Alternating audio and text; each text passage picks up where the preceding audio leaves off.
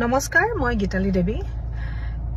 এই ভিডিঅ'টো বিশেষ কাৰণত কৰিব লগা হৈছে। কাৰণটো হৈছে যোৱা 14 ডিচেম্বৰ 2025 তাৰিখে মোৰ অনুষ্ঠান আছিলে বজালীৰ বাগমাৰা উচ্চতৰ মাধ্যমিক বিদ্যালয়ৰ খেলপথাৰত হাইস্কুল শিক্ষক সন্থাৰ বাৰ্ষিক অধিৱেশন।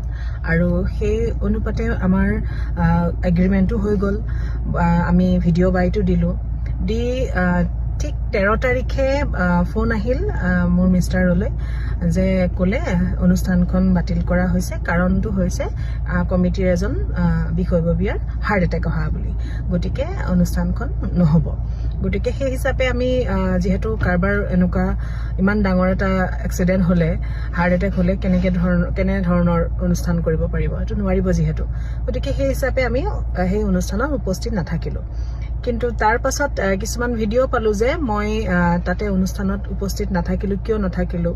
বহুতে মোক প্ৰশ্ন কৰিছে, জানো ছাৰ মই মানে নিজে কেঞ্চেল কৰিছোঁ, এনেকুৱা ধৰণৰ কিছুমান অজুহাত দেখা পালোঁ। গতিকে মোৰ সেইবাবে এই ভিডিঅ'টোৰ দ্বাৰা সেই সকলোকে জনাবলৈ লৈছোঁ যে মই নিজে কেঞ্চেল কৰা নাই, তেওঁলোকে কমিটিয়ে নিজে কেঞ্চেল কৰিছে। পিছত গম পাইছোঁ যে কাৰো হাৰ্ট এটেক অহা নাই, অনুষ্ঠানখন হৈছে, খালি মই তাত উপস্থিত থকা নাই। কিয় নাই বা সেইটো মই নাজানো, কি কাৰণত সেইটো কাম কৰিলে।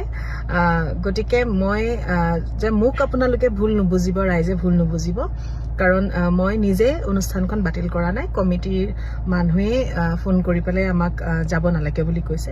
গতিকে মোৰ ফালৰ পৰা এইটো স্পষ্টীকৰণ দিলোঁ যে আপোনালোকে মোক ভুল নুবুজিব, আৰু অনুষ্ঠানখন মই কিয় কৰিব জনাই আপোনালোকে নিশ্চয় বুজি পাব। Thank U.